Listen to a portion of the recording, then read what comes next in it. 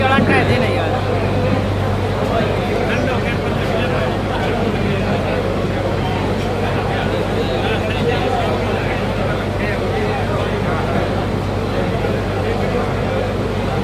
और सम्मान के योग इंडियन नेशनल लोकदल पार्टी के जिला के अध्यक्ष चौधरी सतबीर सिंह सिसाया जी, पार्टी के राष्ट्रीय प्रवक्ता भाई उमेर दुहान जी,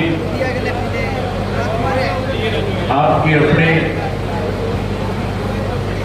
हिसार लोकसभा से इंडियन नेशनल लोकदल पार्टी के प्रत्याशी श्रीमती सुनैना सुकाला जी, हल्का के अध्यक्ष कलीराम खेदर जी, डॉक्टर वीरेंद्र सिंह जी, पार्टी के सीनियर साथी चौधरी गोपीचंद मेहरा जी, महिला की प्रदेश की उपाध्यक्ष बहन ललिता डाक जी, श्री बलराज चक्रवाल जी, महिला की जिला की अध्यक्ष श्रीमती रमा जाखड़ जी, श्री वीरेंद्र चौथा जी, किसान संघ के जिला के अध्यक्ष राजीव राजा जी, युवा के जिला के अध्यक्ष विकास चौरान जी, जितेंद्र चौरान जी, अजीत गुलाम जी, मंच पे मेरे साथ बैठे हुए पार्टी के प्रदेश जिला और हल्का स्तर के सभी नेतागण, उसके बाद बढ़ाने पड़े।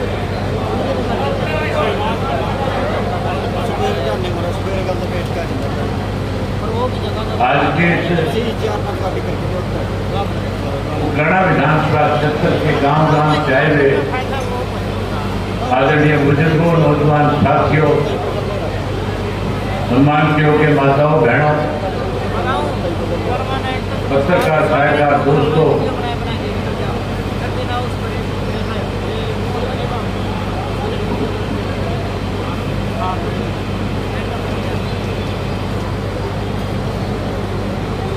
हम इस पार्टी से, जिस पार्टी से हमारा आपसी गठजोड़ है, भाई करमवीर जी, साथियों, 25 मई को लोकसभा का चुनाव होना है। वोट आपका है, मत आपका है, विश्वास आपका है, फैसला आपने करना है। साथियों, वोट डालने से पहले कुछ बातों पे विचार जरूर करना। आप लोगों ने आज से 10 वर्ष पहले कांग्रेस पार्टी को सत्ता से पार करने का काम किया था। आप लोगों ने 10 साल पहले भारतीय जनता पार्टी को सत्ता में लाने का काम किया। देश में बीजेपी की सरकार बनने के बाद इस 10 वर्ष में किस किस्म के हालात रहे, हमें किन किन दिक्कत और कठिनाइयों का सामना करना पड़ा। भारतीय जनता पार्टी ने 10 वर्ष पहले जो वायदे हम लोगों के साथ किए थे, उन वायदों को पूरा करने के बजाय कुछ ऐसे निर्णय लिए थे जिससे देश का आम नागरिक भारतीय जनता पार्टी की सरकार से दुखी हो गया, परेशान हो गया। आज पूरे देश के लोगों ने एक मन बना रखा है कि हम भारतीय जनता पार्टी को सत्ता से पार करना चाहते हैं। हरियाणा प्रदेश में लोगों ने आज से 2 वर्ष पहले इस बात का फैसला कर लिया था कि जब लोकसभा का चुनाव आएगा, जिस भारतीय जनता पार्टी ने हरियाणा प्रदेश के हर वर्ग के लोगों को दुखी और परेशान करने का काम किया। उन सब ने एक मन और फैसला बना लिया था कि जैसे चुनाव आएगा भाजपा को सत्ता से बाहर कर देगा। इस बात को मैंने बहुत नजदीक से देखा और समझा है। साथियों, 24 फरवरी पिछले साल 2023 में इंडियन नेशनल लोकदल पार्टी की तरफ से पूरे प्रदेश के 90 विधानसभा क्षेत्रों में परिवर्तन यात्रा का आयोजन किया गया था। चौधरी ओम प्रकाश चौटाला जी ने मेरे नेतृत्व के अंदर उस यात्रा की शुरुआत कराई थी। हमने 4200 किलोमीटर का सफर तय किया था। मैं 90 विधानसभा क्षेत्र के लोगों से मिला था। 2000 गांव, शहर और कस्बों में जाकर के आया था। हर गांव के अंदर लोगों के बीच में बैठ करके मैंने खुल करके बात और चर्चाएं करी थी कि भाजपा जसपा के गठबंधन की सरकार बनने के बाद हालात किस तरह के हैं। इस सरकार ने कोई ऐसा काम किया हो जिसकी वजह से आम साधारण व्यक्ति को किसी चीज का लाभ मिला हो। साथियों, लोगों ने खुल करके ये कहा था, हम समय के इंतजार कर रहे हैं, हम हर हालत में परिवर्तन लेकर के आएंगे, भाजपा को सत्ता से बाहर करेंगे। वहीं लोगों ने एक बात और दोहराई थी कि हमने जिस कांग्रेस पार्टी को 10 साल पहले सत्ता से बाहर किया था, जिसने हमें परेशान किया था, दुखी किया था, हमारा फैसला है उस कांग्रेस को भी सत्ता के नजदीक नहीं आने देंगे। आज की आपकी भीड़ इस बात का उदाहरण है। जिस उत्साह के साथ आज आप यहाँ पे आए हो, जिस तरह से आपने अपनी बेटी को आशीर्वाद दिया है, जिस तरह से आपने सहयोग और समर्थन देने का आश्वासन दिया है, मैं एक बात पत्रकार साथियों से कह सकता हूं कि उकलाना विधानसभा क्षेत्र से इंडियन नेशनल लोकदल पार्टी के 85 सबसे ज्यादा मतों के साथ विजयी होकर के जाएगी। जहां उकलाना में जीत दर्ज करेंगे, वहीं उकलाना के साथ साथ हिसार लोकसभा की सीट को भी मैं अभी नारनौल की मीटिंग से होकर के आया हूं। साय गांव में मीटिंग थी, बड़ी भारी संख्या में लोग आए हुए थे, बहुत उत्साह था। मैं ये मान करके चलता था कि कार्यकर्ताओं की बैठक है, ज्यादा से ज्यादा 500, 700, 800, 1000 मिल सकते हैं, लेकिन हजारों की संख्या में लोगों ने आकर के इंडियन नेशनल लोकदल पार्टी को जहां ताकत देने का काम किया, वह इस बात का आश्वासन दिया था कि ज्यादा से ज्यादा मतों से नारनौल से भी जिता करके भेजने का काम करें। साथियों, भारतीय जनता पार्टी ने सत्ता में आने से पहले बहुत बड़े बड़े वायदे हमारे साथ किए थे। अगर मैं एक एक वायदे का जिक्र करूंगा तो बहुत लंबा समय लग जाएगा। 4 ऐसे प्रमुख वायदे थे जिससे हर नागरिक प्रभावित होता था। हमारे देश के प्रधानमंत्री ने वादा किया था और कहा था कि अगर भारतीय जनता पार्टी की सरकार देश के अंदर बनी तो सरकार बनने के बाद 70 वर्ष में कांग्रेस के लोगों ने जो धन इस देश से लूट करके विदेश के बैंकों में जमा कराया, मैं उस काले धन को वापस लेकर के आऊंगा और हरियाणा प्रदेश नहीं, देश के हर नागरिक के खाते में 15-15 लाख रुपया जमा कराने का काम करूंगा। वायदा मोदी जी का बहुत बड़ा था, हर आदमी प्रभावित हुआ, वोट दिए, भाजपा की सरकार बन गई। दूसरा वायदा किसान के साथ किया था, किसान को कहा था कैसे किसान का वोट भाजपा को मिले, उसके लिए वायदा किया और कहा कि स्वामीनाथन की रिपोर्ट को लागू करेंगे। जहां स्वामीनाथन की रिपोर्ट लागू करने की बात कही, वही एमएसपी का कानून बना करके देने की भी कही थी। साथियों, जब 2-3 साल का समय बीत गया और किसान संगठनों ने जब सरकार से इसकी मांग शुरू करी, तो उनकी बात सुनने की बजाय 3 काले कानून बना दिए थे। ऐसे 3 काले कानून बने थे जिसकी वजह से देश का किसान जो है इकट्ठा हुआ और इकट्ठा होकर के नॉर्थ इंडिया का किसान, पंजाब, हरियाणा, राजस्थान, उत्तर प्रदेश, मध्य प्रदेश का लाखों किसान अपना घर बार, परिवार, बच्चे, खेत सब छोड़ करके दिल्ली के चारों तरफ जो बॉर्डर हरियाणा की सीमाओं के साथ रखते थे उनके ऊपर आकर के बैठ गया था। केवल वो किसान एक ही बात कह रहा था कि मोदी जी हमें एमएसपी का कानून बना करके दो, ये 3 काले कानून जो आपने लागू किए इनको वापिस करो। मोदी जी ने कानून वापिस लेने की बजाय किसानों को लंबे समय तक आंदोलन करने पे मजबूर किया। जब साथियों 750 किसानों ने शहादत दे दी, 13 महीने बीत गए, यूपी का जब चुनाव आया तो मोदी जी को ये बात समझ में आ गई थी कि अगर मैंने ये काले कानून वापस नहीं दिए तो उत्तर प्रदेश में तेरी पार्टी को हार का सामना करना पड़ेगा।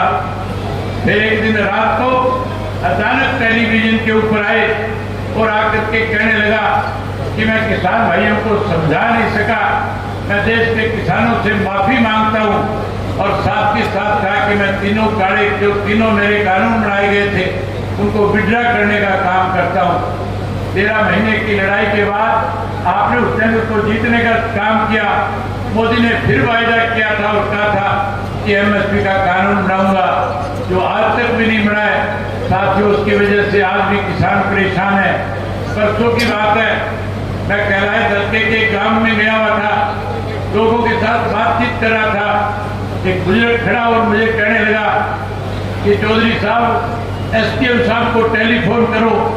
मैंने उनसे पूछा बताओ क्या कठिनाई है, क्या बात है?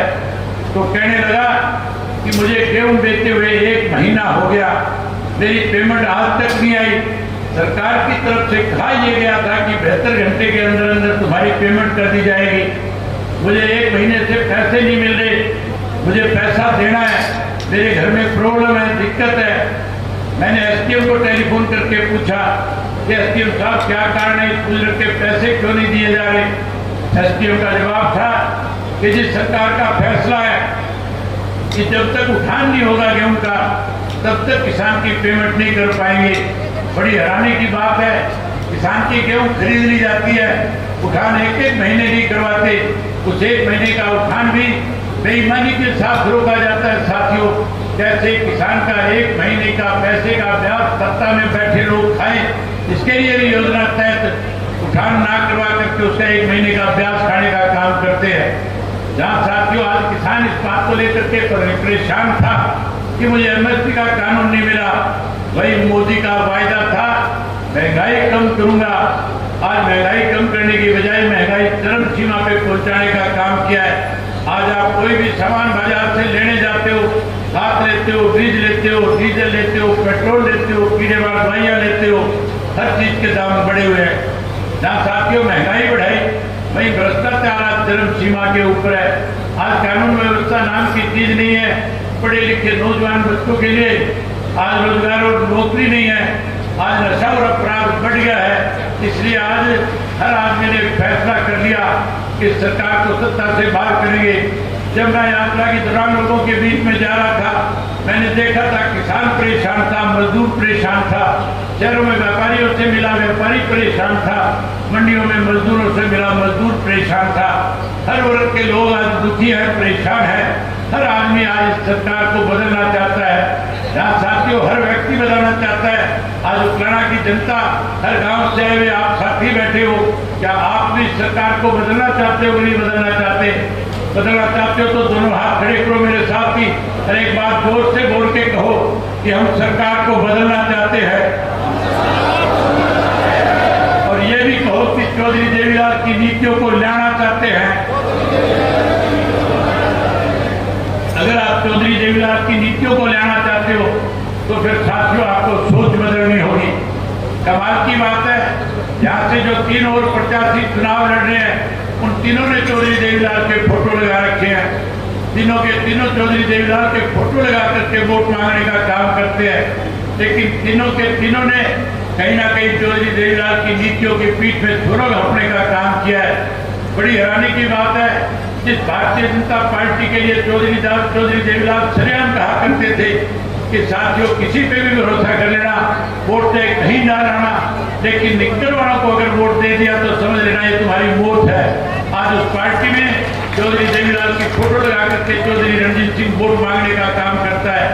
साथियों ये वो चौधरी रणजीत सिंह है जिसने चौधरी देवीलाल को प्रधानमंत्री के पद पे बैठने से दिक्कत खड़ी करने का काम किया था। ये वही रणजीत सिंह है जिसने चौधरी देवीलाल की सरकार को 89 के अंदर तोड़ने का काम किया था। ये वही रणजीत सिंह है जिसने चौधरी देवीलाल की पीठ पे छुरा घोंस करके कांग्रेस पार्टी में जाने का काम किया था। एक चीज और आपको खुल करके बता करके जाना चाहता हूँ, सन 1982 में चौधरी देवीलाल को मुख्यमंत्री की ओर के लिए तपस्या ने गवर्नर हाउस में बुला दिया था। उसी दिन रात को एक षड्यंत्र हुआ था।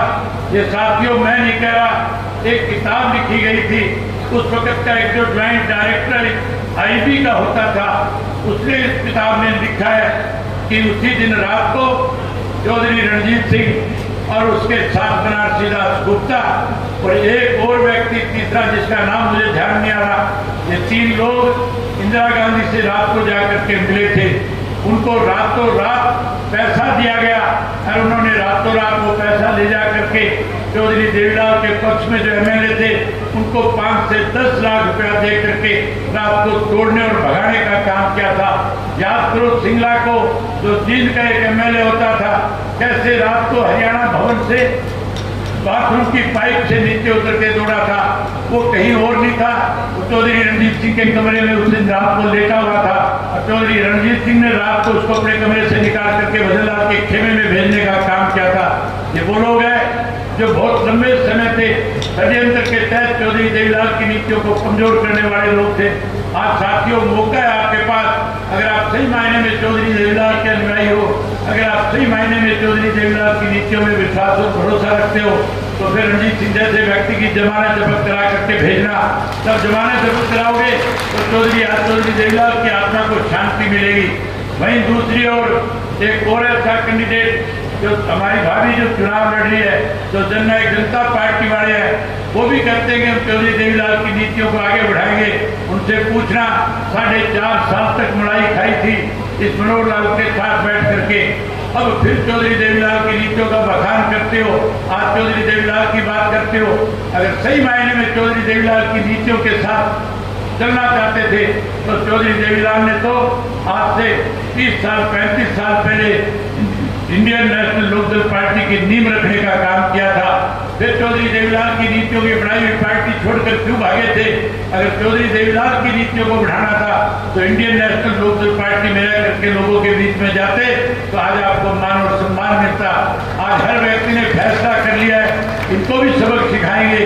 जब इनका विरोध होता है, कमाल की बात है, जब किसान विरोध करते हैं, क्योंकि किसानों के खिलाफ इन्होंने इस किस्म के फैसले लिए, इस किस्म के बोल बोले थे, इस किस्म के भाषण दिए थे, जिससे लोग आघात हुए थे।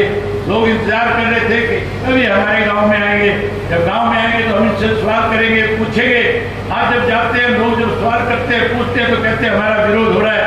ये विरोध नहीं, ये साथियों लोग उनसे पूछना चाह रहे हैं कि आपने हमें दिल्ली जाने से कैसे रोका था, आपने इस साल में हमारे ऊपर लाठियां कैसे बरसवाई थी, आपने कैसे कुरुक्षेत्र के पीपड़ी के अंदर 80-80 साल के किसानों के पैर हाथ उड़वाने का काम किया था।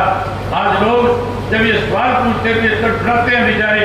आज लोगों ने फैसला कर लिया कि ये जो कह रहे थे कि हमें 17% वोट मिला है, आने वाले समय में जब चुनाव के नतीजे आएंगे इनको 0.7% वोट भी नहीं देगा हरियाणा प्रदेश का मतदाता, इनको सबक सिखाने का काम करेगा।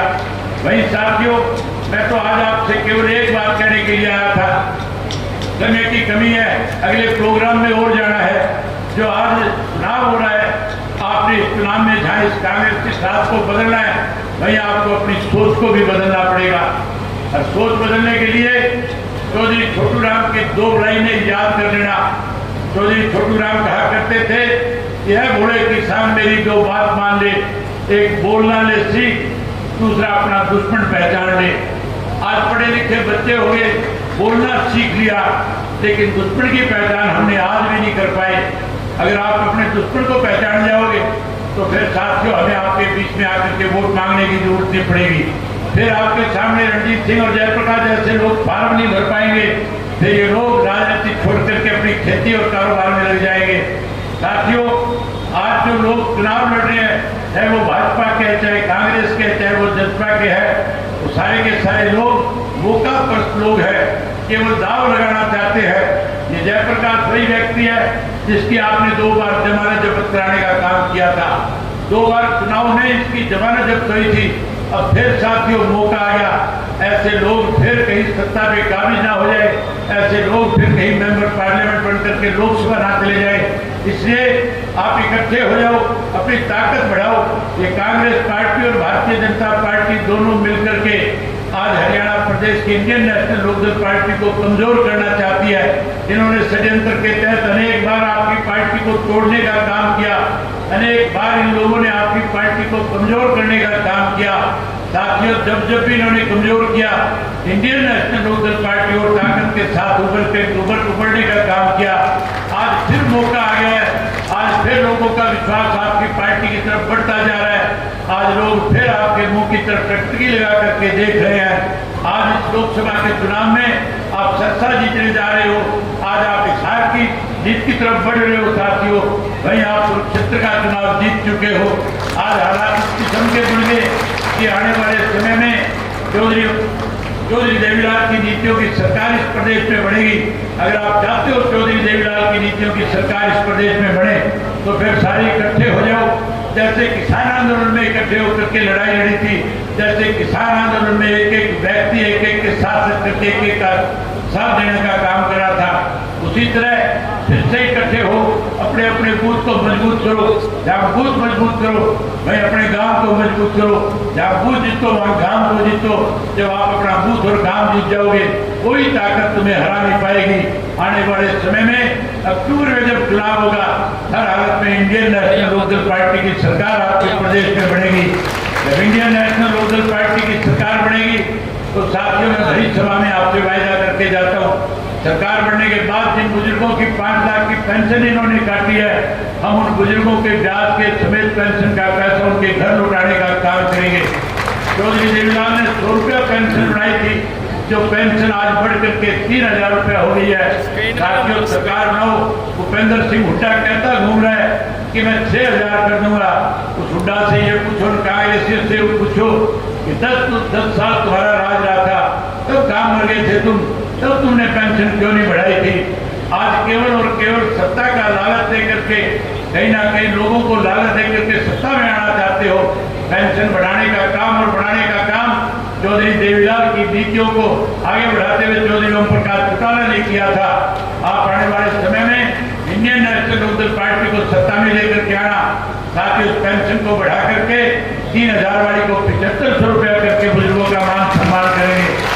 हम पेंशन बढ़ाएंगे। माताएं बहनें बैठी है, मोदी ने इनको भी लालच दिया था, इनके आगे भी बड़ा झूठ बोला था, इनसे भी कहा था कि मेरी सरकार बनने के बाद गैस का सिलेंडर मुफ्त में मिला करेगा। मोदी ने तो गैस का सिलेंडर मुफ्त में नहीं दिया। आप सरकार बनाओ, सरकार बनने के बाद ये लोकसभा का चुनाव जिताओ, आगे आने वाले समय में फिर सरकार बनाने का काम करो। जब सरकार बना दोगे तो सरकार बनने के बाद महीने की पहली तारीख को सरकार की तरफ से गैस का सिलेंडर आपको मुफ्त में आपके घर में मिला करेगा। वही 1100 रुपया हर गृहिणी के खाते में उसकी रसोई बढ़िया चले, उसका भी देने का काम करेंगे।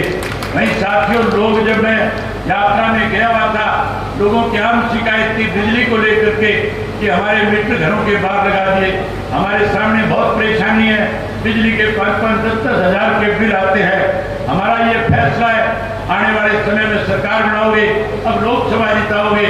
लोकसभा जीतने के बाद जब सरकार आपकी बनेगी, तो सरकार बनने के बाद ये मीटर पड़वा करके मनोहर लाल खट्टर के घर के सामने ढेर बनवा दूंगा, यहाँ मीटर पड़वाऊंगा। वहीं ऐसे नए मीटर आपको लगा करके दूंगा साथियों, जिनकी गाड़ी 500 पे आके फंस जाएगी, उससे ज्यादा किसी का बिल नहीं आएगा।